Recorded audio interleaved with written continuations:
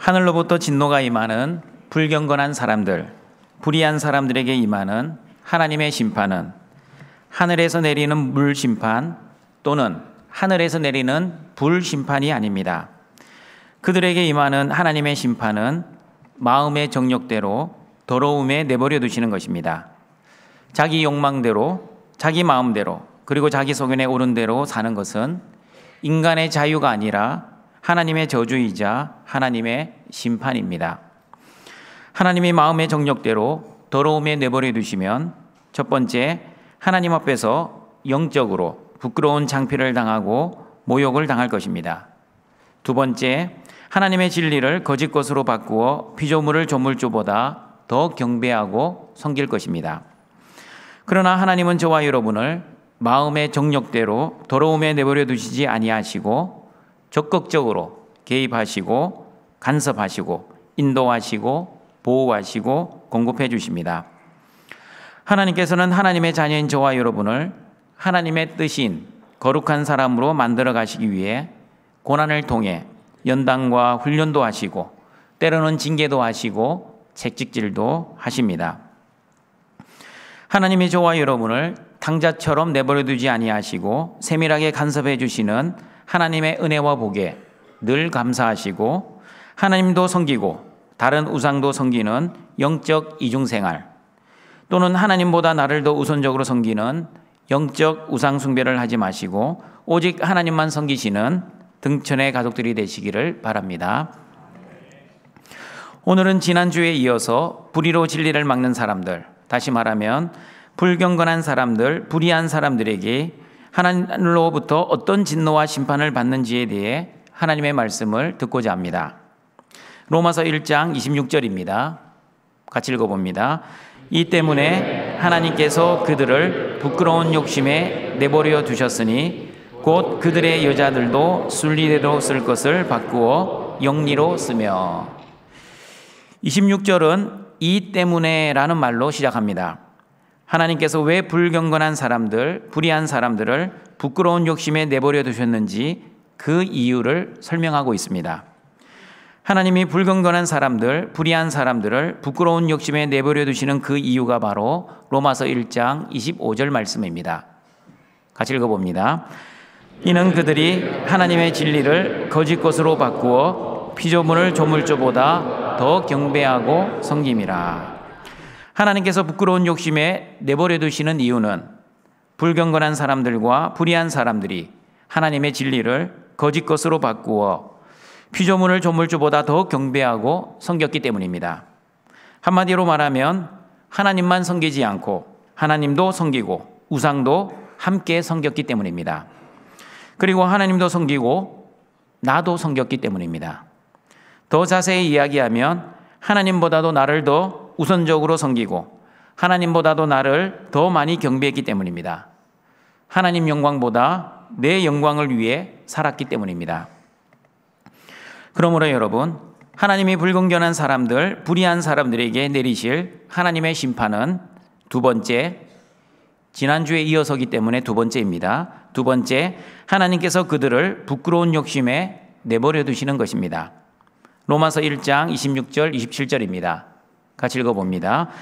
이 때문에 하나님께서 그들을 부끄러운 욕심에 내버려 두셨으니 곧 그들의 여자들도 순리대로 쓸 것을 바꾸어 영리로 쓰며 그와 같이 남자들도 순리대로 여자 쓰기를 버리고 서로 향하여 음욕이 부릴 듯 하며 남자가 남자와 더불어 부끄러운 일을 행하여 그들의 그릇 때문에 상당한 보응을 그들 자신이 받았느니라.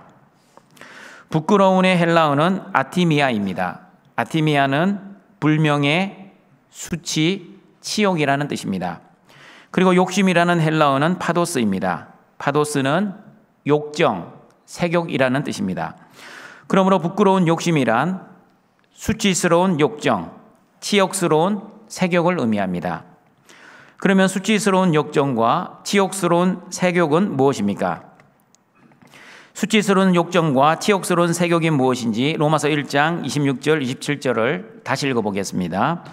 이 때문에 하나님께서 그들을 부끄러운 욕심에 내버려 두셨으니 곧 그들의 여자들도 순리대로 쓸 것을 바꾸어 영리로 쓰며 그와 같이 남자들도 순리대로 여자 쓰기를 버리고 서로 향하여 음욕이 부릴 듯 하며 남자가 남자와 더불어 부끄러운 일을 행하여 그들의 그릇 때문에 상당한 보응을 그들 자신이 받았느니라. 수치스러운 욕정과 치욕스러운 색욕은 하나님의 창조 질서인 남자와 여자가 순리대로 살지 않고 하나님의 질서를 어기고 영리대로 사는 것입니다. 한마디로 말하면 여자는 여자들끼리, 남자는 남자들끼리 음욕을 품는 동성애를 의미합니다. 그러면 여러분, 하나님이 창조하신 순리는 무엇입니까? 하나님의 창조하신 순리가 무엇인지 창세기 2장 22절, 24절 말씀을 같이 읽어봅니다.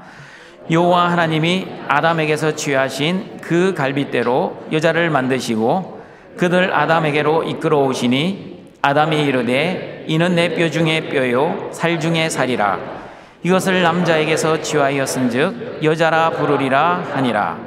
이러므로 남자가 부모를 떠나 그의 아내와 합하여 둘이 한 몸을 이룰지로다. 남자가 부모를 떠나 여자와 결혼하여 한 몸을 이루는 것이 하나님이 창조하신 질서이자 순리입니다. 그러나 하나님의 창조 질서를 어기고 영리로 사는 것은 남자와 남자가, 여자와 여자가 서로 사랑하고 부끄러운 행위를 하는 것입니다.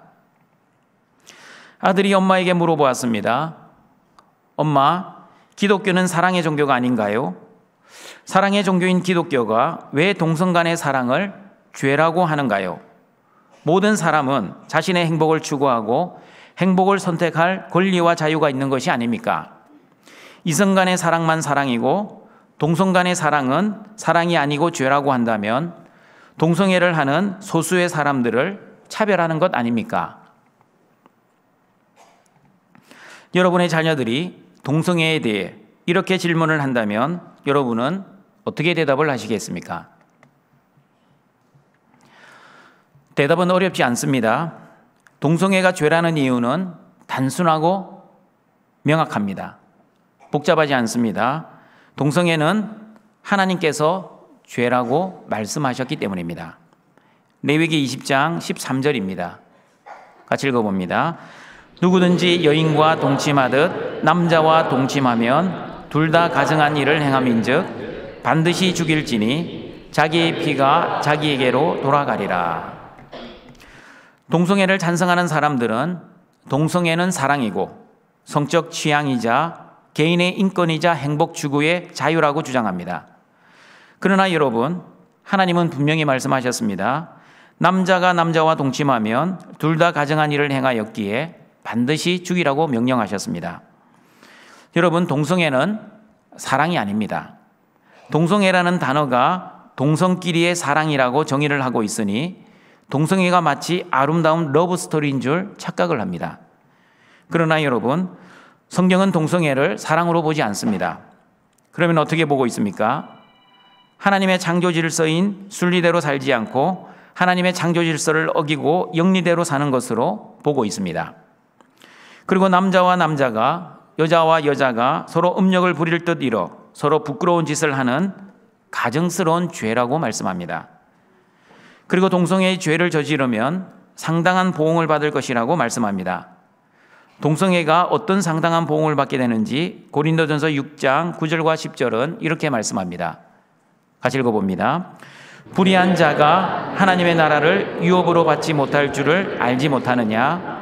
미혹을 받지 말라. 음행하는 자나 우상 숭배하는 자나 간음하는 자나 탐색하는 자나 남색하는 자나 도적이나 탐욕을 부리는 자나 술 취하는 자나 모욕하는 자나 속여 빼앗는 자들은 하나님의 나라를 유업으로 받지 못하리라.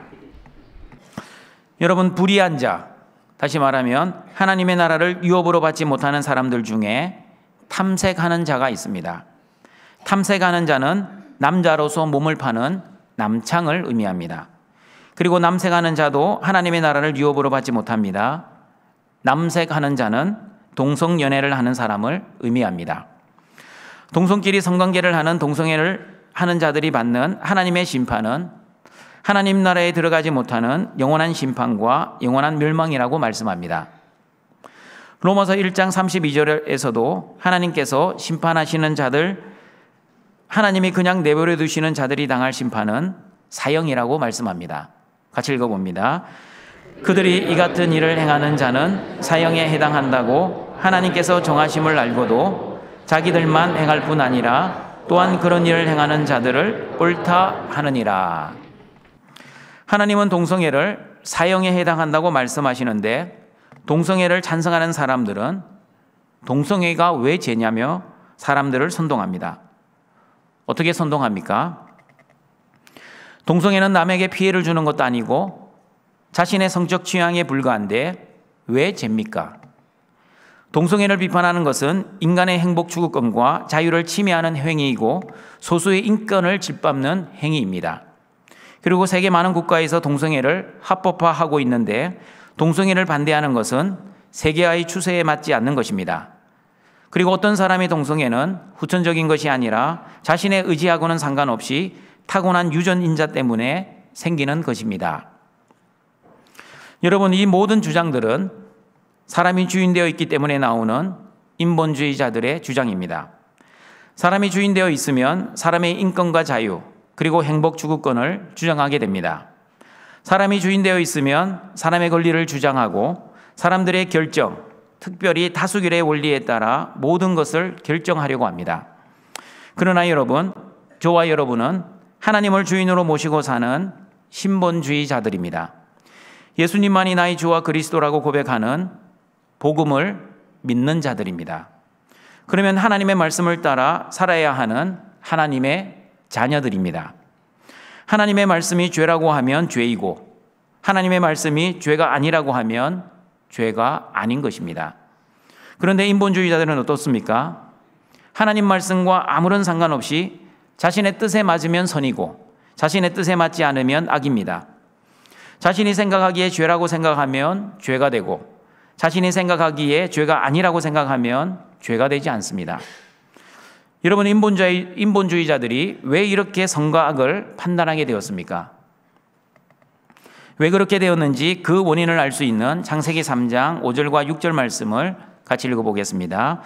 너희가 그것을 먹는 날에는 너희 눈이 밝아져 하나님과 같이 되어 선악을 알 줄 하나님이 아심이니라. 여자가 그 나무를 본즉 먹음직도 하고 보암직도 하고 지혜롭게 할 만큼 탐스럽기도 한 나무인지라. 여자가 그 열매를 따먹고 자기와 함께 있는 남편에게도 주매 그도 먹은지라. 뱀으로 가장한 사탄이 어떻게 하와를 유혹했습니까? 하와야, 선과 악을 알게 하는 나무의 실과를 먹으면 너희 눈이 밝아져 너희들도 하나님처럼 될 거야. 너희들이 하나님처럼 되는 것을 하나님이 두려워하셔서 너희들 보고 먹지 말라고 하시는 거야. 그러니 먹어도 죽지 않을 테니 한번 먹어봐. 얼마나 먹음직하고 보암직하고 지혜롭게 할 만큼 탐스럽게 보이니. 아담과 하와는 사탄의 유혹에 그만 넘어가고 말았습니다. 그리고 여러분, 선악과를 먹으면 눈이 밝아져 하나님같이 되어 선악을 알게 된다는 사탄의 말은 참말이었습니까? 아니면 거짓말이었습니까? 참말이었습니다.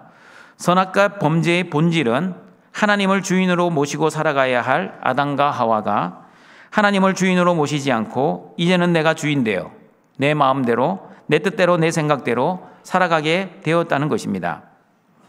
하나님이 주인이실 때는 하나님이 선과 악의 기준이셨습니다. 하나님이 선하다고 하시면 선하였고 하나님이 악하다고 하시면 악이었습니다. 그러나 내가 주인이 되고 난 이후에는 선과 악의 기준이 바뀌게 되었습니다. 선과 악의 기준이 하나님이 아니라 내가 되었습니다. 내가 선하다고 생각하면 선이 되고 내가 악하다고 생각하면 악이 되었습니다. 하나님 말씀이 아무리 악이라고 해도 내가 선하다고 여기면 선이 되었습니다. 하나님 말씀이 아무리 선이라고 해도 내가 악하다고 여기면 악이 되었습니다. 여러분, 이것이 바로 내가 주인 되어 살아가는 인본주의자들의 특징입니다. 인본주의자들이 주장하는 동성애도 마찬가지입니다. 하나님이 아무리 동성애를 죄라고 말씀하셔도 인본주의자들은 자기들이 생각하기에 동성애는 인간의 사랑이라고 생각합니다. 성적 취향에 불과하다고 생각합니다. 행복 추구권을 선택할 자유라고 생각합니다. 세계 많은 사람들이 찬성하는 세계화의 추세라고 생각합니다. 그리고 여러분, 동성애를 타고난 유전인자 때문이라고 하는 주장은 거짓된 주장입니다. 동성애는 부모님에게 물려받은 유전자 때문에 일어나지 않습니다. 일란성 쌍둥이 연구에 의하면 한 명이 동성애자일 경우 다른 한 명도 동성애자일 확률이 그다지 높지 않습니다. 그러므로 동성애는 선천적이고 유전적인 요인이라기보다는 개인의 선택에 의해 발생하는 것입니다. 여러분, 하나님 나라는 어떤 나라입니까? 하나님 나라는 사람이 주인 되는 나라가 아니라 하나님이 주인 되시는 나라입니다. 그러므로 사람의 다수결로 이루어지는 나라가 아니라 예수님의 십자가 은혜로 이루어지는 나라입니다. 아무리 많은 사람들이 옳다고 생각해도 하나님의 뜻이 아니면 옳은 것이 될 수 없습니다. 그리고 여러분, 하나님의 나라는 사람의 뜻이 아니라 하나님의 뜻이 이루어지는 나라입니다. 그러므로 하나님 나라는 내 뜻에 의해 이루어지는 나라가 아니라 오직 하나님의 뜻으로 이루어지는 나라입니다. 그러므로 여러분, 하나님 나라가 어떤 나라인지 정확하게 알고 있어야 합니다. 사람의 다수결이라는 뜻에 의해 이루어지는 민주주의가 하나님의 나라가 아니라 하나님의 말씀과 하나님의 뜻이 이루어지는 나라, 하나님의 통치가 이루어지는 나라가 바로 하나님의 나라입니다. 그러므로 하나님 나라는 인간의 뜻, 다수결의 의견이 중요한 것이 아니라 하나님의 말씀과 하나님의 뜻이 중요합니다. 하나님의 말씀이 선이라고 하면 무슨 일이 있어도 선이 됩니다. 그리고 하나님의 말씀이 악이라고 하면 무슨 일이 있어도 악이 됩니다. 사람의 생각과 사람의 뜻은 하나님 나라에 들어올 틈이 없어야 합니다.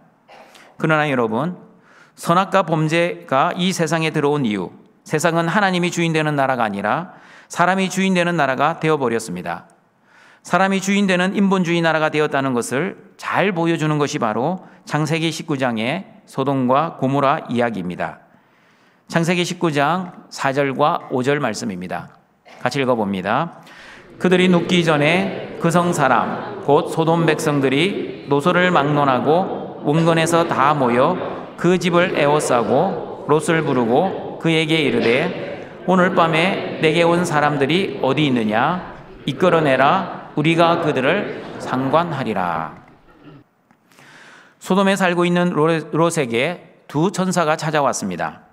롯은 두 천사를 극진히 대접했습니다. 발을 씻을 물을 주고 식탁을 베풀고 무교병을 구워 식사를 대접했습니다. 그리고 잠자리를 제공해 드렸습니다. 평안하게 잠을 자고 있는데 소돔에 많은 사람들이 롯의 집으로 찾아와 하는 말이 오늘 밤에 내게 온 사람들이 어디 있느냐 이끌어내라 우리가 그들을 상관하리라. 여러분, 상관하리라는 말은 히브리어 야다입니다. 야다는 알다, 이해하다라는 뜻입니다. 그러면 여러분, 소돔 사람들이 두 천사와 교제하여 더욱 알아가고 이해하기 위해서 이끌어내려고 했습니까? 그렇지 않습니다. 만약에 소돔 사람들이 두 천사를 알아가고 이해하기 위해 이끌어내려고 했다면 롯은 창세기 19장 6절 7절의 말씀처럼 말하지 않았을 것입니다.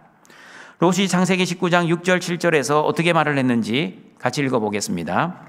롯이 문 밖에 무리에게로 나가서 뒤로 문을 닫고 이르되 청하노니 내 형제들아 이런 악을 행하지 말라. 상관하리라는 말이 단순하게 서로 알아가고 이해하기 위한 행동이었다면 롯은 내 형제들아 이런 악을 행하지 말라고 말하지 않았을 것입니다. 그러면 여러분, 상관하다라는 말이 알다, 이해하다라는 뜻은 분명히 아닐 것입니다.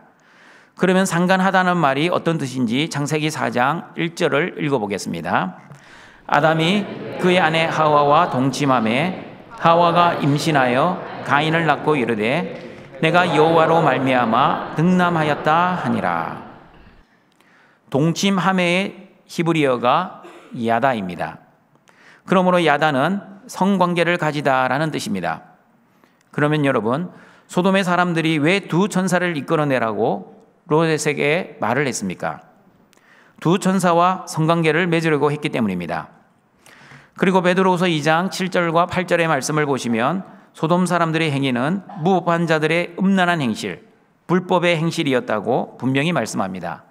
같이 읽어봅니다. 무법한 자들의 음란한 행실로 말미암아 고통당하는 의로운 롯을 건지셨으니 이는 이 의인이 그들 중에 거하여 날마다 저 불법한 행실을 보고 들으므로 그 의로운 심령이 상함이라.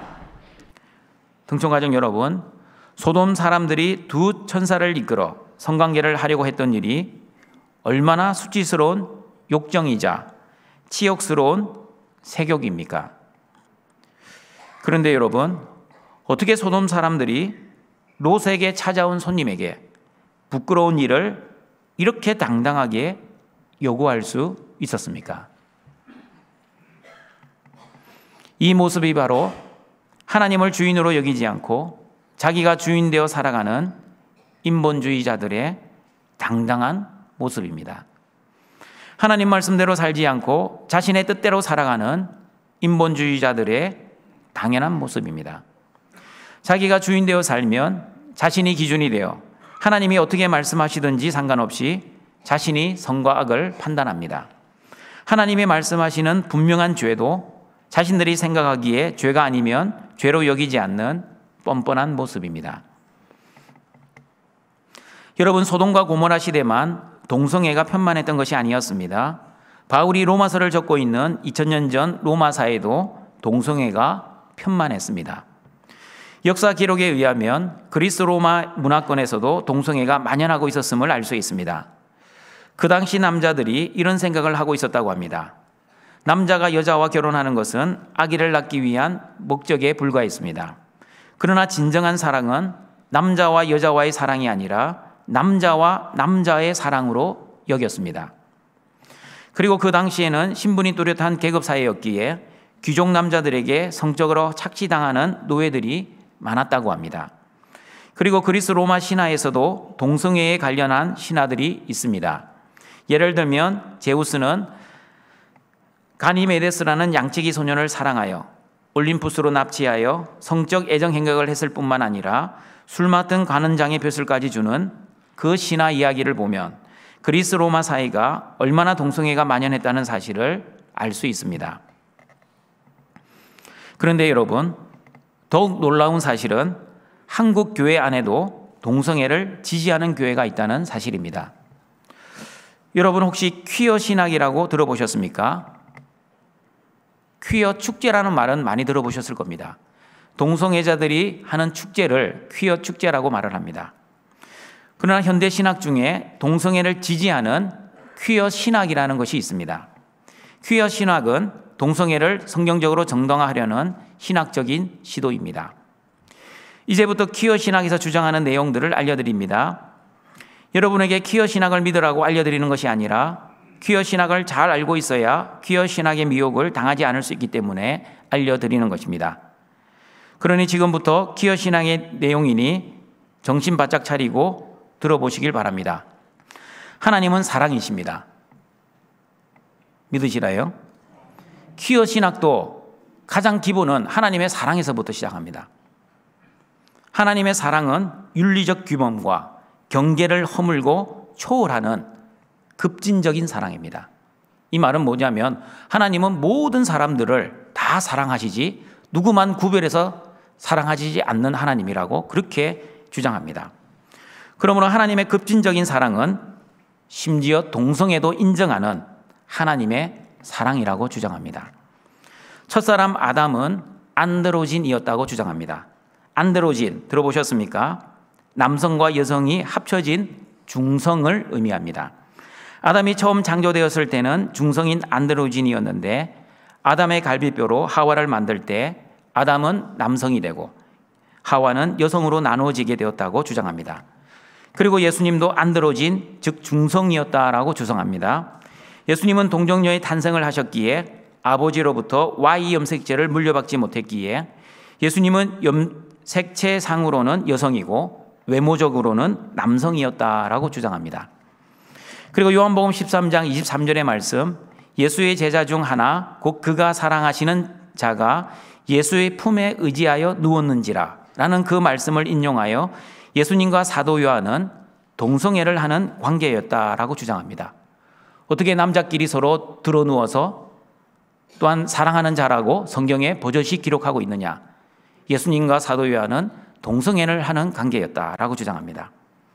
그리고 성경을 보시면 동성애자들의 예가 많이 나온다고 그들은 주장합니다.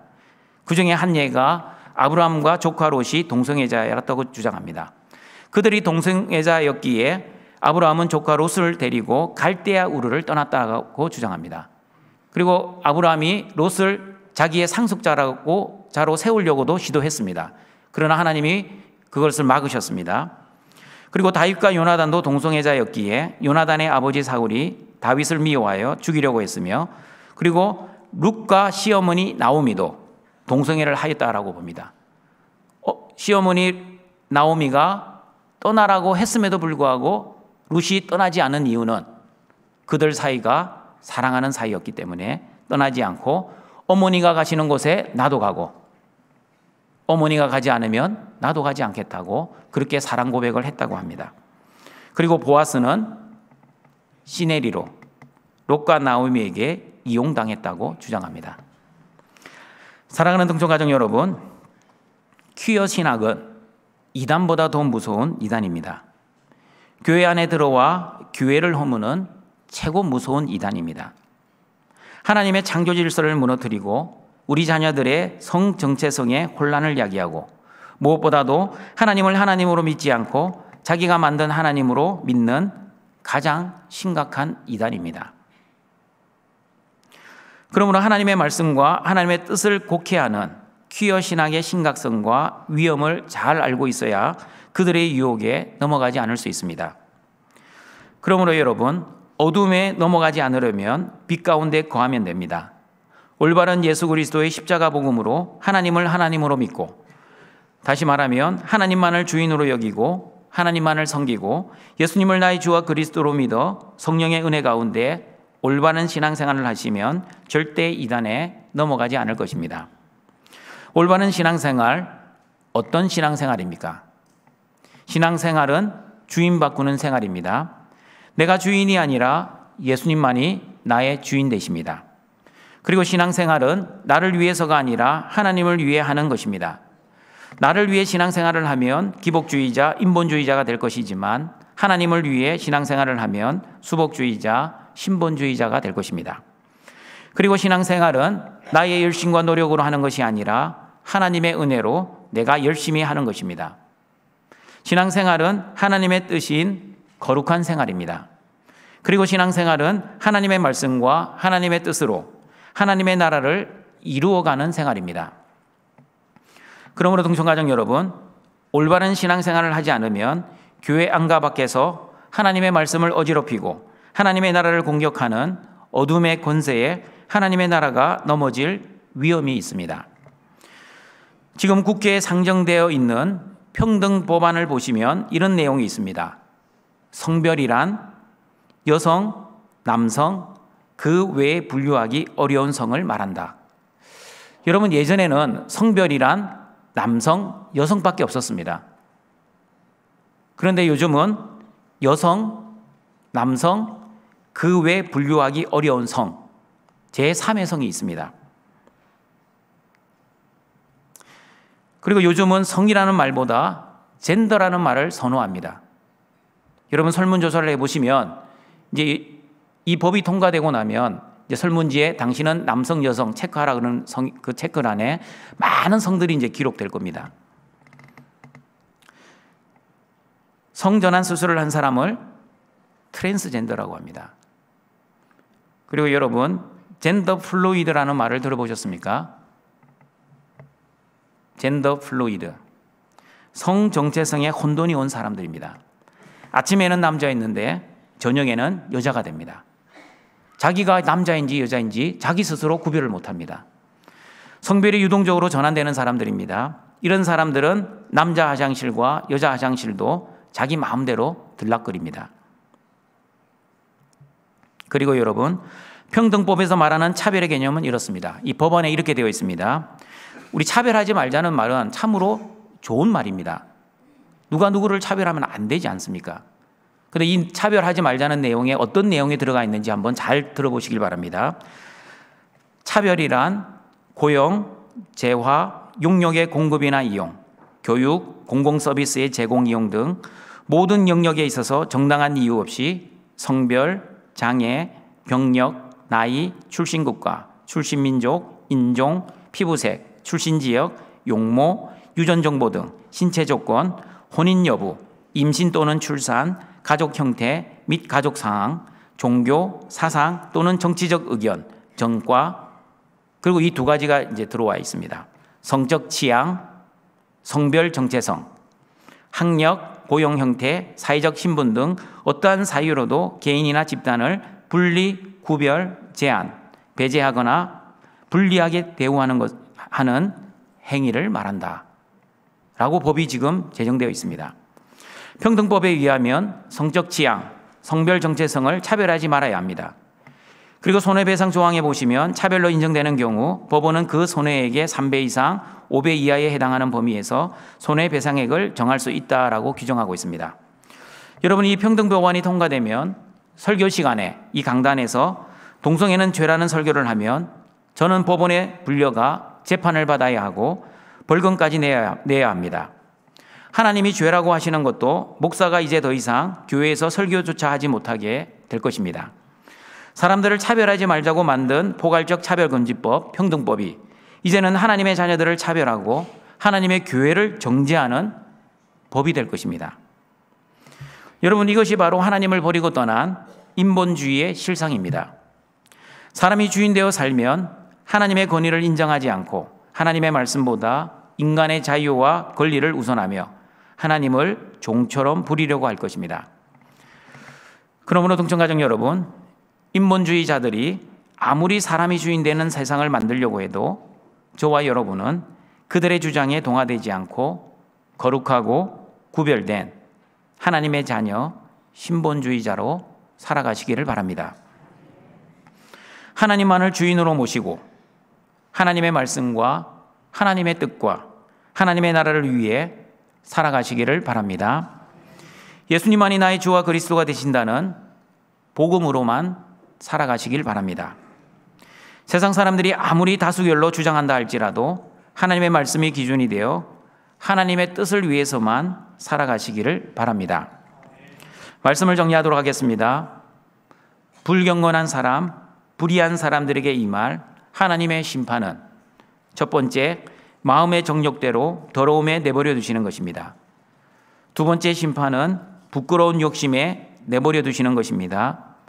하나님께서 수치스러운 욕정, 치욕스러운 색욕에 내버려 두시면 하나님의 창조 질서인 순리대로 살지 않고 하나님의 창조 질서를 어기고 남자가 남자와 여자가 여자와 더불어 음욕이 부릴 듯 이뤄 부끄러운 일을 행하게 될 것입니다. 그러므로 자신이 주인되어 살아가는 인본주의자들이 주장하는 것처럼 동성애는 성적 취향, 행복 추구권의 자유, 사랑이 아닙니다. 그러나 하나님을 주인으로 모시고 사는 저와 여러분은 동성애는 하나님의 창조 질서를 깨는 가정스러운 죄, 하나님 나라에 들어가지 못하는 죄, 그리고 영원한 죽음에 해당하는 죄라고 믿습니다. 그러나 여러분, 동성애자들이 진정으로 회개하고 하나님의 품으로 돌아오면 예수 그리스도 안에서 구원받고 의롭게 될 수 있습니다. 동성애는 분명히 죄이지만 동성애자들을 불쌍히 여기고 그들에게 예수 그리스도의 복음을 전하여 다시 하나님의 품으로 돌아오게 해야 합니다. 소돔과 고모라 때부터 이어진 동성애는 초대교회 바울 시대뿐 아니라 오늘날에도 여전히 우리 사회에 만연되어 있습니다. 심지어 교회 안에서도 퀴어 신학이라는 이름으로 동성애를 찬성하고 지지하고 있습니다. 지금 우리 국회에서 진행되고 있는 포괄적 차별금지법과 평등법이 공포되면 하나님 말씀대로 동성애를 죄라고 설교조차 하지 못하게 될 위험에 처해 있습니다. 그러므로 동청가족 여러분, 포괄적 차별금지법과 평등법이 통과되지 못하도록 기도하고 노력하면 좋겠습니다. 세상법이 교회를 지배하지 못하도록 기도하고 노력해야 합니다.